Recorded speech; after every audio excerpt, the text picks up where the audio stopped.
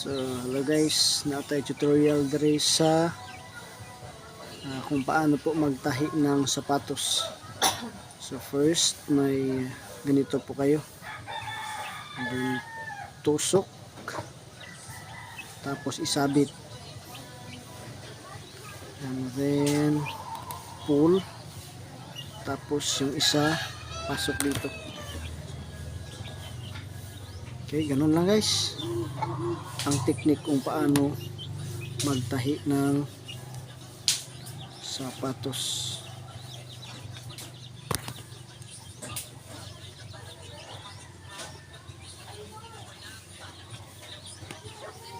Okay, pasok. So ganun lang guys.